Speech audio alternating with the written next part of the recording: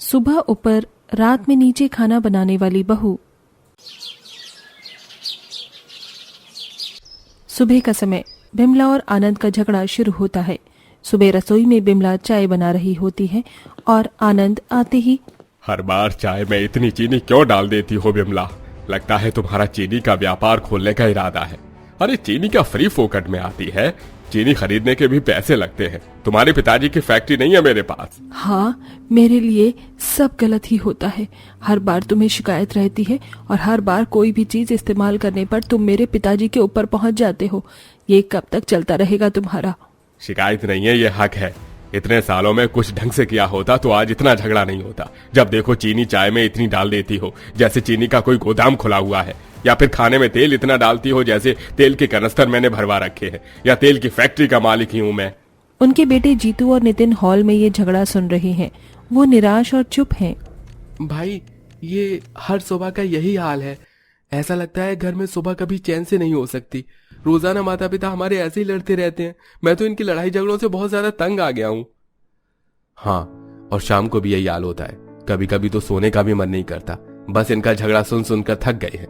एक तो सारा दिन थके हुए रहो और सुबह शाम मम्मी पापा की ये झगड़ा देखकर और भी ज्यादा परेशान हो जाते हैं। दोनों भाई अपने दुख बांटकर अपने अपने काम पर चले जाते हैं। दोपहर हो जाती है और घर की दोनों बहुएं, प्रिया अपने कमरे में आराम से बैठी है, खुशबू रसोई में काम कर रही होती है। प्रिया उससे बात करने आती है। खुशबू, तुम इतनी सुबह से काम कर रही हो, थोड़ा आराम भी कर लिया करो। जब देखो मैं तुम्हें रसोई में ही देखती हूँ, कभी भी आराम करते हुए नहीं देखती हूँ। क्या करूं भाभी, हर रोज का यही है। सासू माँ का नाश्ता बनाना, फिर सबका ध्यान रखना, और अब तो लड़ाई इतनी बढ़ गई है कि बात बात पर लड़ाई करके एक दूसरे की बात करना ही बंद कर देते हैं। सासू माँ और ससुर जी दोनों का ख्याल रखना तो पड़ेगा ही ना। देखो, मैं तो रात का खाना बाहर से ही मंगवा लेती हूँ। तुम भी कुछ ऐसा ही कर लो जिससे तुम्हें थोड़ी परेशानी का सामना कम करना पड़े और थोड़े काम कम करने पड़े। या तो तुम चाहो तो एक नौकरानी ही लगवा लो। नहीं देवरानी जी, मेरे सास ससुर को बाहर का खाना नहीं भाता। वो कहते हैं कि घर का ही खाना चाहिए, घर का खाना ही सही रहता है। मैं उन्हें बाहर का खाना तो नहीं खिला सकती, फिर चाहे मुझे आराम करने को मिले या ना मिले, मैं उन्हें अपने हाथों का खाना ही खिलाऊंगी। इस तरह खुशबू अपने काम में लगी रहती है। धीरे धीरे रात हो जाती है और रात के खाने के समय बिमला और आनंद फिर से बहस करते हैं। जीतू और नितिन एक बार फिर से परेशान होते हैं। बस आनंद जी, हर वक्त आप मुझे ही कोसते रहते हो और किसी को तो कुछ कहते नहीं। अरे पूरे घर में मैं ही क्यों आपको दिखाई देती हूँ, या फिर आप मेरे ही पीछे पड़े रहते हैं? आपके दोनों बेटे और बहू भी हैं, उन्हें भी तो कुछ कहा करो। हाँ, सब गलती तुम ही करती हो। मैंने सही किया होता तो ये हालात न होती, और जिसकी गलती है उसी को तो बोलूंगा, या फिर बेकार में किसी के भी पीछे पड़ जाऊं। आप तो मेरे पीछे बेकार में ही पड़ते हो। कभी भी कोई सेंस वाली बात हो तो समझ आए, हमेशा बिना सेंस की बातों पर ही मुझे सुनाने लगते हो। मैं तो बहुत ज्यादा तंग आ गई हूँ आपसे। बिमला गुस्से में प्रिया के ऊपर वाले कमरे की तरफ चल पड़ती है। अरे माँ जी, फिर से झगड़ा हो गया? आज क्या हुआ? किस बात पर झगड़ा हो गया आप लोगों का? रोजाना ही शाम के वक्त लड़ाई हो जाती है और आप ऊपर वाले कमरे में आ जाती हो।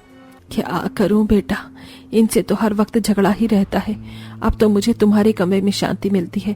मैं तो यहीं पर रहूंगी, सुबह का नाश्ता भी यहीं पर कर लूंगी। एक काम करो, तुम अपना खाना मंगवा रही हो तो मेरा भी मंगवा लेना, मैं तुम्हारे साथ ही खाना खा लूंगी। लड़ाई झगड़ा करके बिमला अपनी अमीर बहू के ऊपर वाले कमरे में सो जाती है। अगले दिन जब सुबह होती है तो खुशबू सुबह सुबह ऊपर के कमरे में बिमला का नाश्ता बनाने जाती है, जहाँ पर बिमला ने अपनी एक छोटी सी रसोई बनाई हुई थी। नितिन अंदर आता है और उसे देखकर हैरान होता है। भाभी, तुम यहाँ ऊपर क्यों आई हो इतनी सुबह? क्या बात हो गई? आज तक तो आपने कभी ऊपर वाले कमरे में कदम भी नहीं रखा। क्या करूं नितिन, माँ जी रात को यहाँ सोती हैं तो उन्हें यही नाश्ता चाहिए। मुझे यहाँ नाश्ता बनाना पड़ता है, फिर नीचे नाश्ता बना कर लाती हूँ तो माँ जी खाती ही नहीं, कह देती हैं कि नीचे वालों का नाश्ता है। भाभी, तुम पर बहुत काम आ गया है, मुझे बुरा लगता है। काश कि माँ बाबूजी की लड़ाई जल्दी खत्म हो जाए। कोई बात नहीं, घर के लिए करना ही पड़ता है। अब माँ बाबूजी भी तो हमारे ही हैं, अगर हम उन्हें नहीं समझेंगे तो कौन समझेगा। अब ऐसा चलता ही रहता है और इसी के चलते कुछ दिन बाद बिमला और आनंद ने फैसला किया कि अब घर के ऊपर नीचे का बंटवारा कर लेंगे। सब हॉल में इकट्ठा हुए। अब हमने तय किया है कि घर का बंटवारा कर लेंगे। मैं नीचे का हिस्सा रखूंगा और विमला ऊपर का। विमला अपनी अमीर बहू के साथ आराम से रह लेगी और नीचे मैं अपनी बहू खुशबू और बेटे के साथ रहूंगा। हाँ, अब हम एक ही छत के नीचे रहते हुए शांति से रह सकेंगे, क्योंकि मुझे इनके साथ बिल्कुल भी नहीं रहना, वो भी एक ही कमरे के अंदर। मैं अपना ऊपर ही ठीक हूँ और ये नीचे ही ठीक रहेंगे। कम से कम घर के अंदर ऐसे शांति तो रहेगी। पर माँ, इससे घर बढ़ जाएगा, ये क्या सही रहेगा? मुझे नहीं लगता कि ये सही होगा। हाँ बेटा, शायद यही सही है। मुझे रोजाना लड़ाई नहीं करनी, मुझे शांति से रहना है। अब मेरी उम्र हो गई है, तुम्हारे पिताजी को समझते नहीं है, लेकिन यही अब ठीक रहेगा। घर का बंटवारा हो जाता है और अब प्रिया और खुशबू को भी ऊपर नीचे के हिसाब से खाना बनाना पड़ता है। अब खुशबू को सुबह सुबह ऊपर जाकर बिमला और प्रिया के लिए नाश्ता बनाना होता है और रात को नीचे आनंद और अपने पति के लिए खाना बनाना पड़ता है, क्योंकि रात के समय तो प्रिया बाहर से खाना ऑर्डर कर लिया करती थी। सुबह सुबह ऊपर जाकर नाश्ता बनाना और फिर रात को नीचे खाना बनाना, थक जाती हूँ, लेकिन क्या करूँ, करना तो पड़ेगा ही। तुम्हें इतनी मेहनत करते देखकर बुरा लगता है। आखिर माँ और बाबूजी कब समझेंगे इन सारी बातों को? कोई बात नहीं जीतू जी, घर के लिए इतना तो करना ही पड़ेगा। आखिर माँ और बाबूजी को इस वक्त हमारी ही जरूरत है। वो कहते हैं ना कि बुढ़ापे में मति भ्रष्ट हो जाती है, शायद ऐसे ही हो रहा है। खुशबू की ये बात सुनकर जीतू हंसने लगता है। उधर दूसरी तरफ प्रिया रोज रात को बाहर से खाना मंगवाती है और आराम से बैठी होती है। खुशबू की मेहनत देखकर उससे सहानुभूति भी होती है। खुशबू, तुम इतना क्यों परेशान हो रही हो? तुम भी तो बाहर से ऑर्डर कर सकती हो। नहीं देवरानी जी, ससुर जी कहते हैं कि घर का खाना ही अच्छा होता है, वो बाहर का नहीं खाते। और मैं भी चाहती हूँ कि कम से कम माँ जी को एक समय तो घर का ही खाना मिलना चाहिए। बाहर का खाना खा खा कर अब उनकी हालत भी खराब हो सकती है।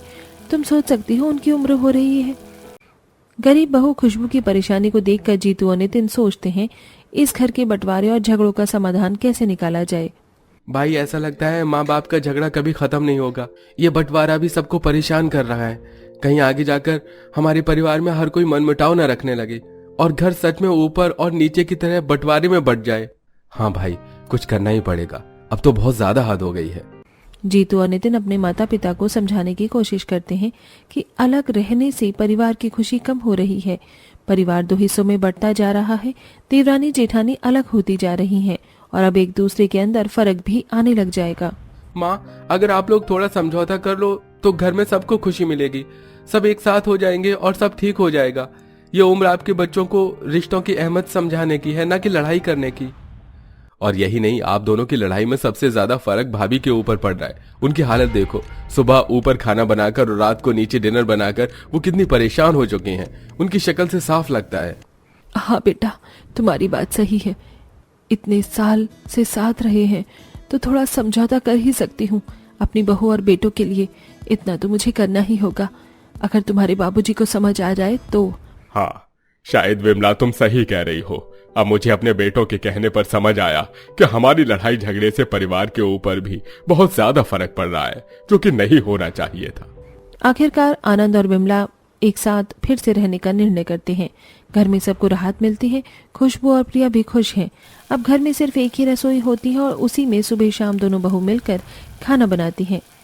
अब मुझे ऊपर नीचे की दौड़ से थोड़ी राहत मिली है। हाँ, अब सब कुछ पहले जैसा हो गया और चिंता मत करो, मैं तुम्हारी मदद करवाती रहूंगी जेठानी जी।